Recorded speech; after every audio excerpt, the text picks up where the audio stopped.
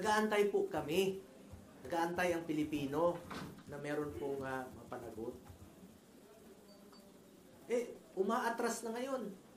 Paatras na ng paatras. Katapusin ko lang po. Uso kasi ngayon puputikan ka ng itim para sila ang pumuti.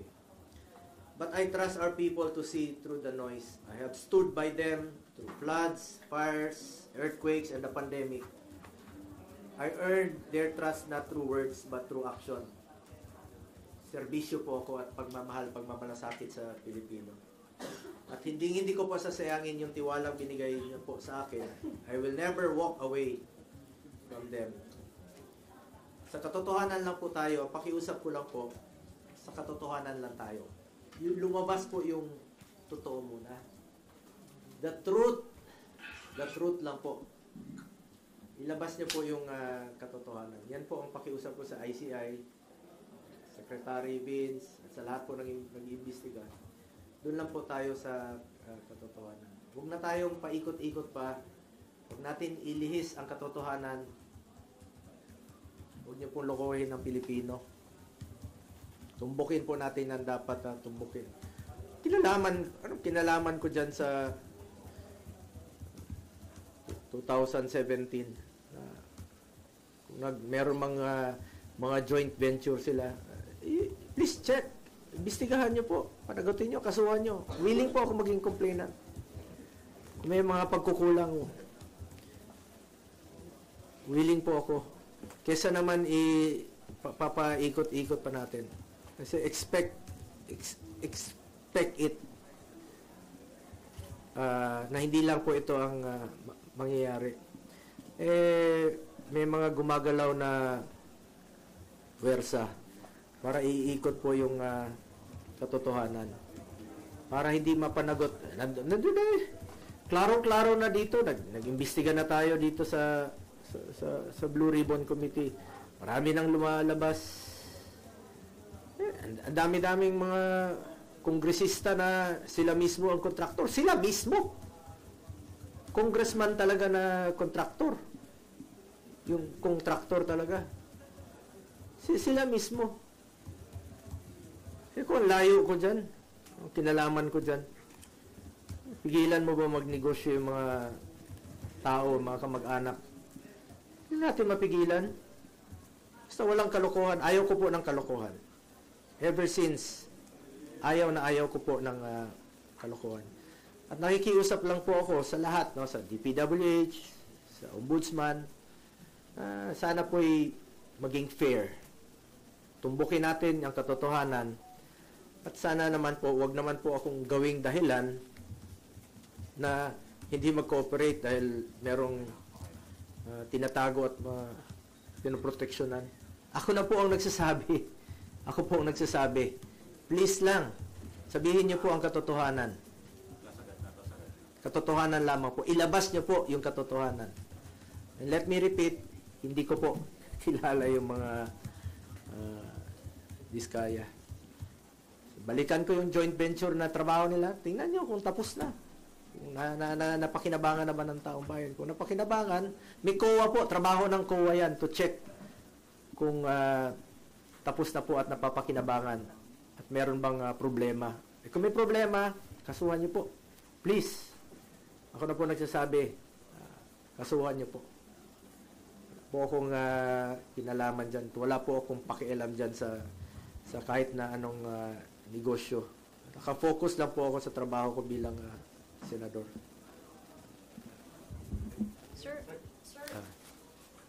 there are claims that the Discayas might be protecting you. You already said you don't know them, but is there any reason they could be protecting you at this time? Sabi ko nga, sabihin nilang totoo eh. Ako na po ang nagsasabi sa Discaya, sabihin niyo yung totoo. Kasi biglang nalihis yung objective dito, ang tinutumbok natin dito, sino yung mga buhaya? Tinutumbok natin sino yung mga buhaya talaga. Malapit na eh. Lumalabas naman eh. Yun ang hanapin ninyo, panagutin nyo, kasuhan nyo.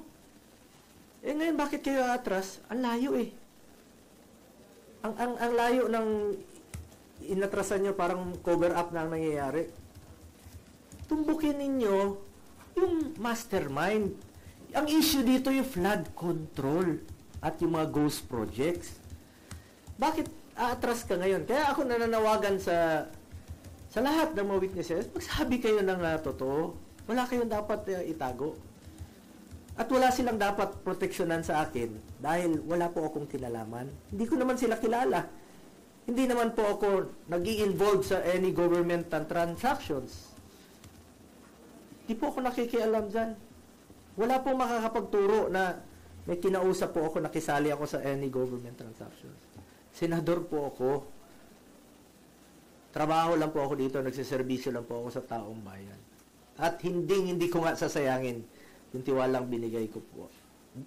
Hindi ko sasayangin tiwalang binigay nyo sa akin.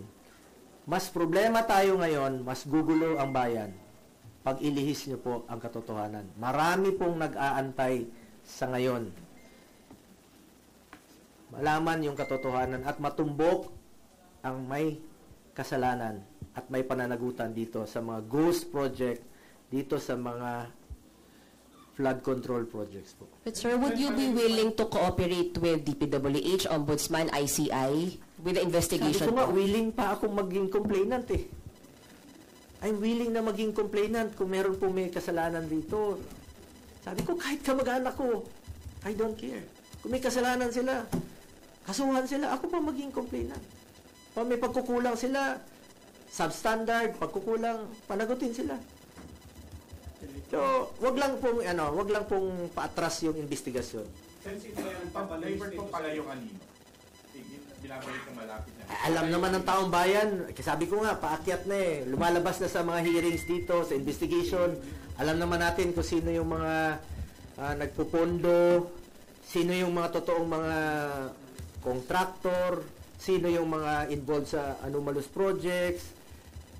Eh, lumalabas na yung katotohanan eh. Paakyat na paakyat eh. Habang paakyat, inililihis po sa katotohanan, umaatras, binabalik sa administrasyon ni former President Duterte na wala naman pong basihan. Hindi ko naman sinasabi na perpekto yung administration ni former President Duterte noon. Pag may nababalitaan siyang involved sa corruption, tinatanggal naman niya. Hindi ko sinasabing perpekto. Ngunit ito ngayon, nandito yung malala eh, 22 to 25. Nandito yung malala. Hindi naman puputok yan kung hindi malala eh. Sa tingin niyo target po kayo? You're being targeted? Sigurado. Kasi sabi ko nga, unti-unti na kaming ni-eliminate. Pag-identified with the past President Duterte, ni-eliminate. Taong bayan na pong humusga. Alam niyo naman kung sino yung nagtatrabaho. Alam niyo naman kung sino yung nagsiservisyo lang ng tama. At alam niyo po kung sino yung talagang totoong nagmamalasakit at nagmamahal sa Pilipino. So sir, para po sa inyo, yung announcement po ng investigation dun sa CLTG ay pang-ilihis lang? Yes. Bakit? Ang layo eh. Binuksan ko na yan dito. Ako na nga mismo eh. Tinanong ko na nga sila. Diba tinanong ko na sa hearing? First hearing po ng Blue Ribbon Committee, isa yan sa aking unang tinanong. Naging transparent po ako. Una kong tinanong yan. Sabi ko, sa inyo, meron kayong joint venture? Yes. Tapos na? Yes. Napakinabangan? Yes. After 2 months, babalikan mo, tas sasabihin mo na hindi na nag-cooperate, pinoprotection. Open nga yun. Andyan bukas po yun sa hearing sa Senado. Sabi ko, willing po ako to cooperate. Willing po tayo malaman ang katotohanan. And willing po ako na ako pa maging complainant dito kung kakailanganin. Kahit kamag-anak ko, kasuhan nyo, kung meron silang kasalanan at may pagkukulang yung kanilang mga trabaho. Let me repeat, wala pa ako sa mundong ito, hindi pa ako pinapanganak, may mga negosyo na po ang pamilya ko. Hindi pa ako senador, may mga negosyo na po yan. At for the record, retired na po yan. 2019, may fast facts dyan, may katotohanan dyan. Retired na po yan, 2022, 2019, hindi na po sila involved. Ngayon ko nga lang na-discover recently, nung nabuksan po yan dito sa hearing, kaya ako na po mismo ang nag-research. Importante, hindi siya anomalous. Importante, wala siyang kalokohan. Sabi ko nga, hindi expected ko na po ito at wala pong katapusan ito hanggang hindi ko palitan ang kamag-anak ko o hindi sila kunin ng Panginoon. Sir, based on your research, wala kayong nakitang anomalous doon sa company ng tatay niyo po, tama? Ganun po ba? Opo. Sir, sino yung retired? Yung tatay, yung license nila, So they're not operating anymore? Yes, no more. Since when? Ito, last po yata nila is 2019 at officially 2022 retired na po sila. As in retired na, parang wala na, parang sinara na po talaga noon pa.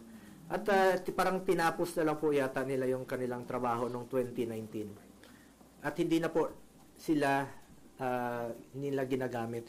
Alam niyo itong Diskaya, uso yung ginagamit yung lisensya. Uso yung joint venture noon kahit saan po. Kahit sabi ko, umabot na nga ng Baguio, umabot ng NBI, umabot ng Ilocos Norte. Ang daming dapat tingnan na lugar, Mindoro. Bakit ka atras doon sa 2017 sa Davao, hindi naman flood control, hindi naman ghost project, hindi naman anomalous. Bakit mo atrasin doon? Para lang idawit yung pangalan ko. Sabi ko, unfair nga. Unfair na atras ka. Yan, sadyang inililihis nga yung issue. Sana po, fair lang po. Ako, nirespeto ko po ang ating ombudsman, nirespeto ko po ang DILG, ang DPWH, nirespeto ko po ang ombudsman, nirespeto ko po ang ICI sa kanilang mandato at willing tayo to cooperate. Basta tumbukin po yung katotohanan. The truth lang po. Doon lang tayo sa katotohanan at hindi tayo magkakamali. Sa totoo lang po tayo. Sir, isa na lang. Yung joint venture between CLTG and St. Gerard's, sabi sir, they were able to bag contracts sa Davao, hundreds of millions. Did you know about it? Were there favors given para makakuha ng contract sa Davao? Sabi ko, ulitin ko, since 2001, Mayor pa si Mayor Duterte, hindi po ako nag-influenza, never po ako nag-influence, never ko po ginagamit ang aking posisyon. Kaya sinabi ko kanina, nakialam ba ako para bigyan ng pabor ang aking kamag-anak? Hindi. Nakinabang ba ako dito? Hindi rin po. Because I observe delikadesa. At yan po ang aking puhunan hanggang ngayon. Delikadesa. Hindi lang po sa mga government projects issues. Sa lahat po ng bagay, I observe delikadesa. Prinsipyo po yan sa buhay at hindi ko yan sasayangin. Yung binigay niyo pong tiwala sa akin. Let me repeat, I observe delikadesa. Kung ano man po yung napanalunan nila noon, kanila po yun. At recently ko lang po nalaman, kaya nga po, tinake up ko rin po sa Blue Ribbon Committee. Tinanong ko yan doon sa kanila. At sinagot naman po ng mga Diskayas. Wala po ako tinatago. Ako na nga mismo nagtanong eh. Nasa records naman po. Tingnan niya lang po sa records. Ako mismo ang nagtanong sa kanila. Sen, sino yung tingin mo naglilihis ng issue para mapunta sa inyo? Alam naman natin kasi meron nang natutumbok eh. Meron na pong natutumbok na mga tao sa taas, yung mga involved talaga rito. Yun po ang I'm sure isa sa mga rason na inililihis na po ang issue. But I'm appealing sa mga kababayan natin, kapwa nating Pilipino, please, huwag ho tayong pumayag. Huwag ho tayong pumayag na lokohin po tayo. Huwag ho tayong pumayag na ilihis po yung totoong issue rito. Yung mga flood control, yung mga ghost projects, yun po ang tumbukin dapat kung sino po yung may kasalanan panagutin po natin. Yun ang dapat tumbukin. Ulitin ko, huwag niyo pong ilihis ang katotohanan dahil magulo na po ang ating bayan, mas lalong gugulo po. I am one with the Filipino people in this crusade against corruption. Hindi lang po sa flood control, hindi lang po sa ghost projects, sa lahat po ng korupsyon sa gobyerno. Kontra po ako dyan. Sir, pangako lang, sir. Sabi po ng ICI just now, posible rin daw po kayong ipatawag. Okay na po. No problem. Kung ano yung sinabi ko sa inyo rito, very much willing po ako na magsalita.